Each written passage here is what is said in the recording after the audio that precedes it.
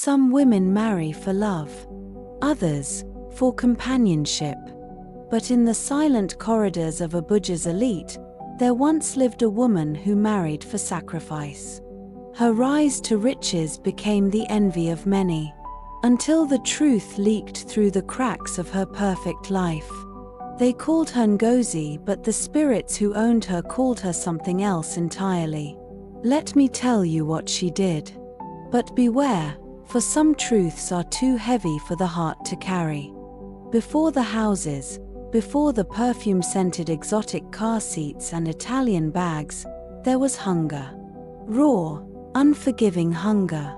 Ngozi was once like every other woman hustling in Abuja. She sold clothes at Wu's market, struggling to raise 2 kids with her husband, Emeka, a devoted man who worked 2 jobs, a school security guard by day and a private taxi driver by night. He was loyal, prayerful, and simple. But simple wasn't enough for Ngozi. Her eyes weren't built to stare at poverty forever. She wanted to be noticed, to be served, to sit among those who whispered in private lounges and never checked price tags. Life was hard, and the bills were heavier than love. But Ngozi's hunger for success was unlike anything her friends had ever seen. Ngozi and her husband, Emeka, lived in a 1-room apartment in Wu's Zone 3. It was cramped, moldy, and filled with the unspoken weight of dreams that never came true.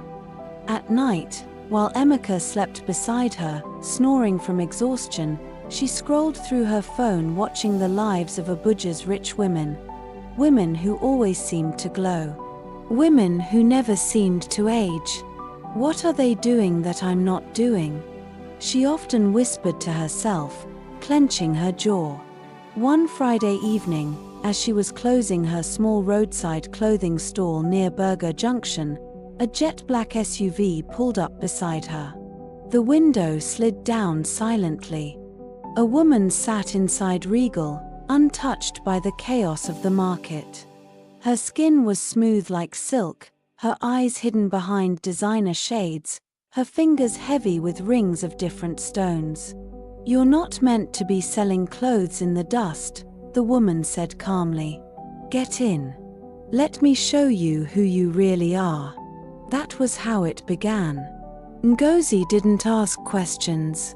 She climbed in.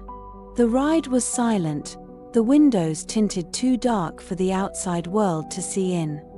They drove past the city, far out into a quiet district few had reason to visit. The air there didn't move. No sounds of birds. No sounds at all. They stopped before a gate. Not a compound gate, this one was ancient, made of black wood with carvings that seemed to squirm when you looked at them too long. Inside was a compound covered in fine white sand. Lanterns floated without strings. Shadows moved independently of their owners. Something wasn't right, but Ngozi, she was already too deep. They called it the House of Still Waters. But there was nothing still about what dwelled there. She was brought before a gathering of women, all dressed in shimmering red and black robes. Each of them had a mark over their heart, a small symbol, shaped like an eye. At the center of the room stood a man. Tall, pale. His face was veiled with black gauze. When he spoke, the walls seemed to vibrate. "Ngozi, we've watched you for years. Your soul craves more than food and sleep. But wealth is not plucked from trees. It is summoned with flesh."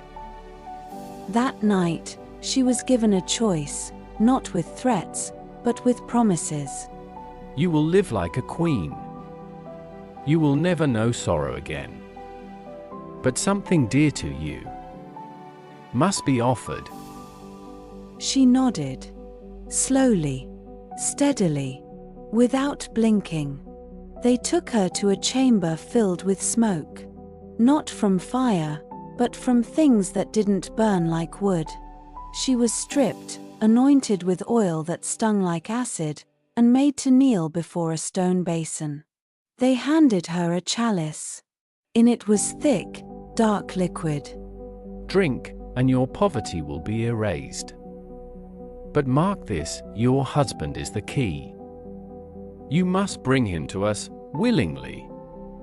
He must enter this house of his own will. And once he steps through that gate, he belongs to the ones who feed your fortune.